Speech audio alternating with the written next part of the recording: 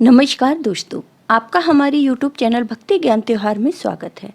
आज मैं आपको सूर्य भगवान और राजकुमारी के हट के एक बहुत ही सुंदर कहानी सुनाने जा रही हूँ। अगर आपको ये कहानी पसंद आई तो कमेंट बॉक्स में सूर्य भगवान की जय अवश्य लिखिए। बहुत समय पहले की बात है। किसी नगर में एक राजा राज्य करते थे। वो बहुत ही न्यायप्रिय राजा थे। उनको किसी प्रकार की कोई कमी नहीं थी, परंतु उनको एक दुख था कि उनके कोई संतान नहीं थी। इस वजह से राजा और रानी बहुत दुखी रहते थे। उन्होंने संतान प्राप्ति के लिए पूजा पाठ, हवन इत्यादि सब कुछ करवाया, लेकिन उन्हें संतान की प्राप्ति नहीं हुई।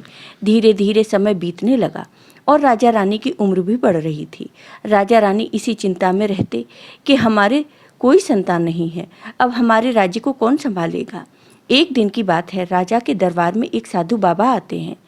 तो दासी रानी को साधु बाबा के बारे में बताती है। तब रानी कहती है कि ये मेरा अंतिम दान धर्म है, इसके बाद मैं कभी भी अपने हाथों से कोई दान धर्म नहीं करूँगी। रानी चावल भरा थाल लेकर आती है और साधु बाबा को भिक्षा देती है। तो साधु बाबा कहते हैं, बेटी क्या बात है, तुम इतनी दुखी क्यों हो। तब रानी साधु बाबा को सारी बात बताती है और फूट फूट कर रोने लगती है। तब साधु बाबा कहते हैं, बेटी तुम चिंता मत करो, तुम्हारी संतान की इच्छा जरूर पूरी होगी। तुम्हारे एक सुंदर पुत्र होगा, लेकिन उसकी आयु सिर्फ 14 साल होगी। इसके बाद वह मृत्यु को प्राप्त हो जाएगा। इससे ज़्यादा मैं कुछ नहीं कर सकता। फिर साधु बाबा ने थोड़ी सी भभूत निकालकर रानी को दी और कहा कि बेटी तुम और राजा इसे बांटकर ग्रहण करना, तुम्हें जल्दी ही पुत्र की प्राप्ति होगी। यह कहकर साधु बाबा वहाँ से चले गए। फिर रानी ने सारी बात राजा को बताई और वह भभूत राजा को दिखाई। राजा ने कहा, हमने इतना जप तप दान धर्म पूजा पाठ किया, तब हमें संतान नहीं हुई, तो इस भभूत से क्या संतान होगी। रानी ने कहा, जहाँ इतना सब किया है तो यह भी सही। राजा को तो अब किसी पर विश्वास नहीं था, परंतु रानी की खुशी के लिए उन्होंने उस भभूत को ग्रहण किया। कुछ दिन व्यतीत होने के बाद रानी गर्भवती हो जाती है। राजा रानी बहुत खुश होते हैं। राजा ने रानी से कहा, रानी सचमुच हम पर उन साधु बाबा की कृपा हो गई। और धीरे धीरे समय बीतने लगा और 9 महीने बाद रानी ने एक पुत्र को जन्म दिया। राजा के पूरे राज्य में उत्सव मनाया गया। फिर राजा ने अपने पुत्र की कुंडली दिखाने के लिए कहा। विद्वान पंडित को बुलाया। कुंडली देखकर पंडित जी चिंतित हो गए और कहा कि महाराज, राजकुमार की उम्र सिर्फ 14 साल तक ही है। राजा रानी को तो पहले से ही यह बात पता थी, तो दोनों चुप रह जाते हैं। राजा रानी अपने पुत्र का पालन पोषण करते हैं। वह यह सोचकर ही खुश होते हैं कि भगवान ने थोड़े समय के लिए ही सही, पर उनकी इच्छा पूरी कर दी। धीरे धीरे राजकुमार बड़ा होने लगता है, तो राजा उसे शिक्षा दिलवाने के लिए एक गुरु नियुक्त करते हैं। और जब उसकी आयु 12 साल की हो जाती है तो राजा रानी उसका विवाह कर देते हैं। धीरे धीरे राजकुमार 14 साल के होने वाले होते हैं, तो वह अपने पिता से कहते हैं, पिताजी मैं अपना राज्य घूमकर देखना चाहता हूँ। राजा यह सुनकर चिंतित हो जाते हैं, क्योंकि राजकुमार का 14वां साल चल रहा था, कभी भी कुछ भी हो सकता था। लेकिन राजा यह बात अपने पुत्र को नहीं बता सकते थे, तो उन्होंने खुश होकर कहा, हाँ बेटा जरूर जाओ, मेरे बाद तुम्हें ही तो इस राज्य को संभालना है। पर हाँ, तुम कहाँ जा रहे हो, क्या कर रहे हो, यह बात अपनी पत्नी को मत बताना। तब राजकुमार ने कहा, ठीक है पिताजी, जैसा आपने कहा है मैं वैसा ही करूँगा। राजकुमार दिन भर अपनी पत्नी के साथ रहता और रात को 12 बजे वह बाहर निकल जाता और सुबह होने से पहले वह वापस आकर सो जाता। ऐसे ही समय बीतने लगता है और राजकुमार के 14 साल पूरे होने वाले थे। एक दिन राजकुमार की पत्नी रात को जाग जाती है, तो वह देखती है कि राजकुमार वहाँ नहीं है। वह सब जगह ढूंढती है, लेकिन उसे राजकुमार कहीं नहीं मिलते। वह चुपचाप रहती है और सुबह होने पर जब वह देखती है तो उसका पति अपनी जगह सोया हुआ होता है। वह अपने पति से कुछ नहीं पूछती। ऐसे ही कई रात बीत जाती हैं। अब छोटी रानी चिंतित हो जाती है कि उनका पति रात को कहाँ जाता है। वह दिन रात यही सोचती रहती हैं और ठीक से खाना पीना भी नहीं खाती, जिससे वह बहुत कमज़ोर हो जाती हैं। उसी राज्य में एक फूल बेचने वाली बूढ़ी मालन थी। वह हमेशा छोटी रानी को फूल देने आती थी। उस बूढ़ी मालन का ध्यान छोटी रानी पर जाता है और वह पूछती है, बेटी क्या बात है, तुम बहुत दुखी और कमज़ोर लग रही हो। तब रानी सारी बात बूढ़ी मालन को बताती है। बूढ़ी मालन सारी बात सुनकर उसे एक उपाय बताती हैं। बेटी, आज रात तुम सोना मत और उसके पीछे पीछे जाना और देखना कि वह कहाँ जाते हैं और क्या करते हैं। राजकुमारी वैसा ही करती हैं, लेकिन उसे नींद आ जाती है। दूसरे दिन वह बूढ़ी मालिन फिर आती है और पूछती है, क्या हुआ बेटी, पता लगा कि राजकुमार कहाँ जाते हैं? तब रानी ने कहा, नहीं माँ जी, मैं सो गई थी। बूढ़ी मालन कहती है कि बेटी, आज तुम उंगली पर जख्म करके थोड़ी ज़्यादा मिर्च लगाना तो तुम्हें नींद नहीं आएगी। उसने वैसा ही किया, लेकिन वह कुछ समय जागने के बाद फिर सो गई। फिर मालिन वहाँ आई तो रानी रोते हुए कहती है, माँ जी, मैं आज भी नहीं जा पाई। तब बूढ़ी माँ कहती हैं, बेटी चिंता मत करो, आज रात तुम जागना और उसका रास्ता रोककर पूछना कि तुम कहाँ जा रहे हो। रानी ने वैसा ही किया। जैसे ही रात 12 बजे राजकुमार जाने लगता है तो रानी पूछती है, आप कहाँ जा रहे हो, किससे मिलने जा रहे हो? तब राजकुमार ने कहा, देखो, मुझसे ये मत पूछो, अगर मैंने तुम्हें बता दिया तो मैं दोबारा तुमसे नहीं मिल पाऊंगा। लेकिन रानी नहीं मानी और पत्नी की जिद के आगे उसकी एक नहीं चली। ठीक उसी समय 14वां साल खत्म हो 15वां साल लगने वाला था। तो वह सोचता है कि जो होना है हो जाने दो। फिर वह कुछ चावल मंत्रों से पढ़कर अपनी पत्नी को देता है और कहता है, ये चावल के दाने हाथ में पकड़ना, पहले दाएं हाथ में पकड़ो, चावल मेरे ऊपर फेंकना, तुम्हें पता चल जाएगा कि मैं कौन हूँ। फिर बाएं हाथ के चावल फेंकना तो मैं जैसा था तुम्हें मिल जाऊंगा। लेकिन अगर तुम बाएं हाथ के चावल फेंकना भूल गई तो मैं तुम्हें कभी भी नहीं मिल पाऊंगा। तब रानी कहती है, ठीक है। फिर वह दाएं हाथ के चावल पति के ऊपर फेंक देती है तो राजकुमार एक सुंदर सफ़ेद घोड़ा बन जाता है और तेजी से दौड़ने लगता है। वह घोड़े को आश्चर्य से देखने लगती है और राजकुमार ने जो बाएं हाथ के चावल फेंकने को कहा था उसे फेंकना भूल जाती है। उसके सामने घोड़ा महल से बाहर चला जाता है और वापस नहीं आता। रानी को बहुत पश्चाताप होता है और वह रोने लगती है। सुबह महाराज और रानी को सब बात पता चलती है तो उन्हें बहुत दुख होता है। वो दोनों बीमार पड़ जाते हैं और अपने बेटे की राह देखने लगते हैं। इसी तरह समय बीतता है और 6 महीने निकल जाते हैं, लेकिन राजकुमार का कोई पता नहीं चलता। रानी खुद को कोसती है कि उसकी हट की वजह से उनका पति गायब हो गया। वह प्रण करती है कि वह अपने पति को वापस लेकर ही आएगी। एक दिन सुबह वह अपने सास ससुर के पास जाती है और कहती है, मैं अपने पति को खोजने जा रही हूँ। तब वो कहते हैं, ठीक है बेटी, भगवान तुम्हारी रक्षा करे। रानी ने एक सेठानी का रूप लिया और कुछ लोगों को अपने साथ लिया और कुछ सामान लिया और राज्य की सीमा पर जाकर एक भोजनालय खोल दिया। वह वहां आने जाने वालों को मुफ्त खाना देती थी, लेकिन उसकी एक शर्त थी कि वहां खाने वाले व्यक्ति को उसे एक अनोखी देखी हुई चीज़ बतानी होगी। वहां आने वाला हर व्यक्ति रानी को कुछ न कुछ बताता और खाना खाकर जाता, परंतु रानी को जो बात जाननी थी वह नहीं मिली। इसी तरह कुछ दिन बीत जाते हैं। उधर उस बूढ़ी मालन के एक बेटा और बहू थे। उनके एक छोटा बेटा भी था। बूढ़ी मालन के बेटे बहू काम पर जाते तो अपने पोते को बूढ़ी मालन को संभालने को दे जाते थे। बूढ़ी मालन पान खाती थी तो एक दिन चूना चाहिए था तो वह बाहर चली गई। उसे आने में देर हो गई। शाम को उसके बेटे बहू घर आए तो देखा उनका बच्चा अकेला रो रहा था। वो दोनों बहुत गुस्सा हुए। इतने में बूढ़ी माँ घर पहुँच गई तो बेटे ने पूछा कि तुम बच्चे को अकेला छोड़कर कहाँ गई थी? तो उसने सारी बात बता दी। तब बेटे ने कहा, दोबारा बच्चे को अकेला छोड़कर कहीं मत जाना। बूढ़ी मालन ने कहा, नहीं, अब ऐसा नहीं होगा। लेकिन दूसरे दिन वह फिर चली गई। शाम को फिर बेटा बहू बच्चे को रोता हुआ देखते हैं। बेटा बहुत गुस्सा हुआ और उसने अपनी माँ को घर से निकाल दिया। बूढ़ी मालन घर से चली गई। चलते चलते उसे अंधेरा हो गया। अब उसे कुछ दिख नहीं रहा था।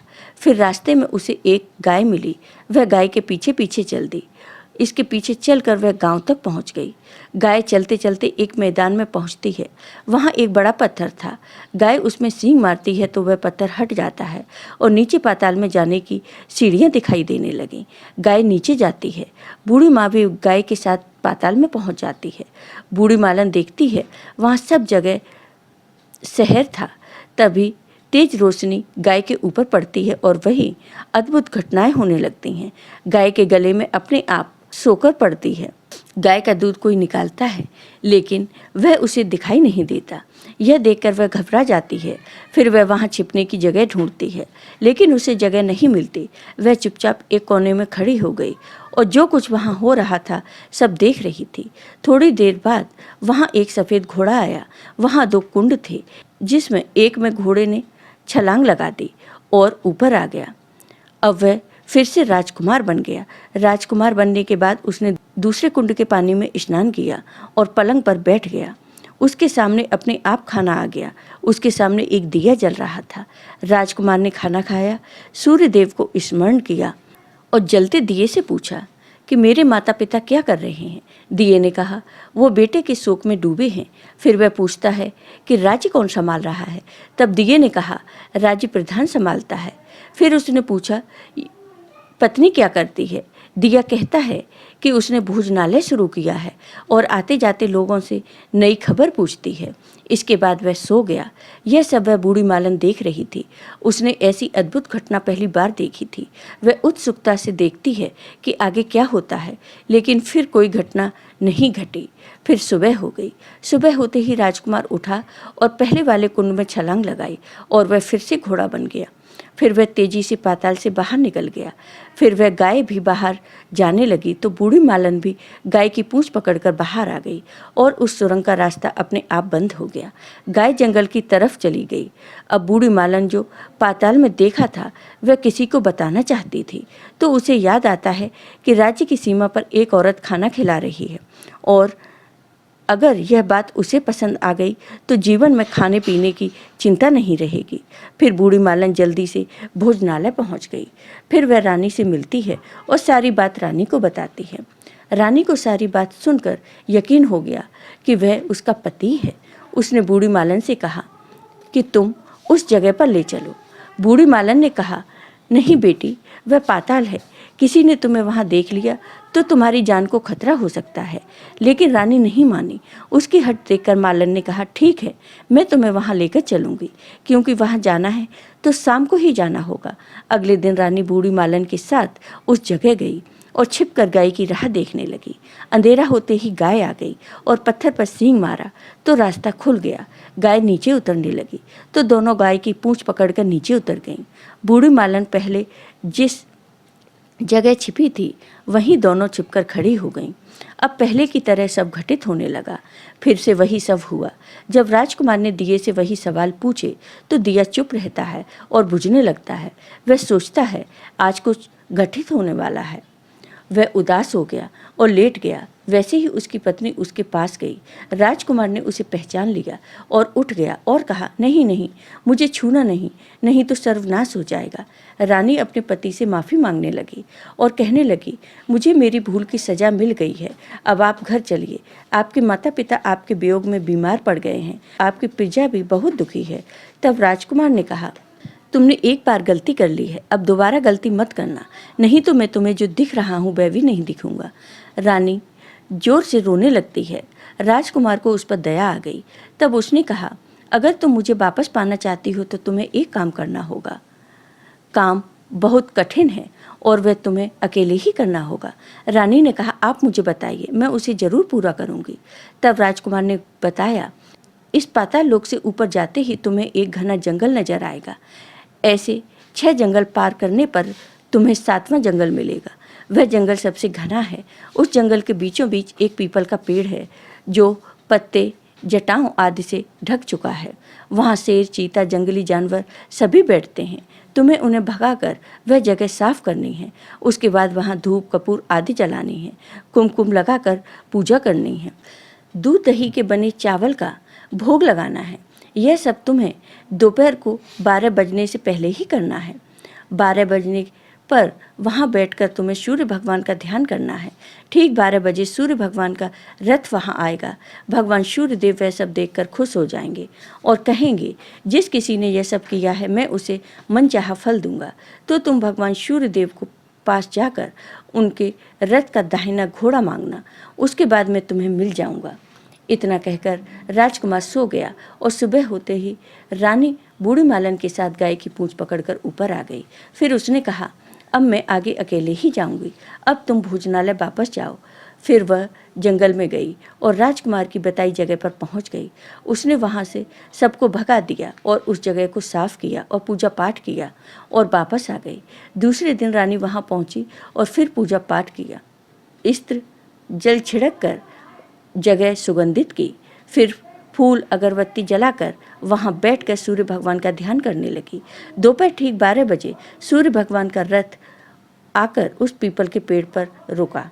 सूर्यदेव वहां का वातावरण देख बहुत प्रसन्न हो गए। फिर वह बोले, जिसने यह सब किया है वह यहाँ आकर जो भी मांगे वह मैं उसे दे दूंगा। रानी तुरंत भगवान सूर्यदेव के पास गई और बोली, भगवान, मैंने ही इस जगह को साफ किया है। सूर्य भगवान ने कहा, ठीक है, तुम्हें जो चाहिए मांग लो। तब रानी ने कहा, मुझे आपके रथ का दाहिना घोड़ा चाहिए। तब सूर्य भगवान ने कहा, नहीं, मैं तुम्हें यह नहीं दे सकता, तुम कुछ और मांग लो। छोटी रानी ने कहा, नहीं, मुझे तो यही दाहिना घोड़ा चाहिए, नहीं तो मैं आपके चरणों में अपनी जान दे दूंगी। तब सूर्यदेव ने कहा, ठीक है, मैंने तुम्हें यह घोड़ा दिया, लेकिन वह तुम्हें यहाँ नहीं मिलेगा, तुम्हें उसे पाताल में जाकर लाना होगा। रानी बोली, ठीक है भगवान, पाताल तो क्या, मैं उसे पाने के लिए कहीं भी जा सकती हूँ। सूर्यदेव यह कहकर अंतर्ध्यान हो गए और रानी वापस चली गई। फिर वह शाम को बूढ़ी मालन को लेकर उसी मैदान पर आ गई और शाम होते ही गाय के साथ पाताल में पहुंच गई। पाताल में सब घटनाएं पहले की तरह घटने लगीं, लेकिन आज नई घटना घटी। आज दोपहर थाली आई। राजकुमार अपनी थाल से खाना खाकर सोने चला गया। उसने हमेशा की तरह दिये से पूछा, मेरे माता पिता क्या करते हैं? दिये ने बताया, वो दोनों तुम्हारे शोक में मरने की स्थिति में हैं। यह सुनकर वह बहुत दुखी हुआ। फिर पूछा, हमारा राज्य कौन चला रहा है? दिये ने कहा, प्रधान, उसने सब कुछ हड़प लिया है, वह प्रजा पर बहुत अत्याचार करता है। यह सुनकर राजकुमार को बहुत गुस्सा आता है। फिर उसने पूछा, मेरी पत्नी क्या कर रही है? दिया कुछ नहीं बोला, चुप रहा। फिर रानी राजकुमार के पास गई। तब राजकुमार ने कहा, अब मैं तुम्हें मिल गया हूँ। रानी ने पूछा, सच कह रहे हो? तो राजकुमार ने कहा, हाँ, तुमने मुझे पाने के लिए इतने कष्ट सहे हैं, इसलिए सूर्यदेव ने मुझे हमेशा के लिए घोड़े की योनि से मुक्त कर दिया है। वो दोनों बहुत खुश हुए और सुबह होने पर गाय के साथ ऊपर आ गए और सीधे भोजनालय पहुंचे। वहां सब सामान लोगों में बांट दिया और वापस अपने महल में आ गए और प्रधान को बंदी बना दिया और राज्य खुद संभालने लगे। फिर वे अपने माता पिता के पास आए। अपने पुत्र को देखकर वे बहुत खुश हुए और धीरे धीरे ठीक हो गए। राजा ने राजकुमार का राज्याभिषेक किया। प्रजा भी बहुत खुश हुई। रानी ने उन बूढ़ी मालन को भी महल में रख लिया और सब भगवान की कृपा से खुशी खुशी रहने लगे। जय हो सूर्यदेव भगवान की। आपको ये वीडियो पसंद आया हो तो कमेंट बॉक्स में कमेंट करके ज़रूर बताइए। साथ ही मेरे वीडियो को ज़्यादा से ज़्यादा शेयर करिए। धन्यवाद दोस्तों।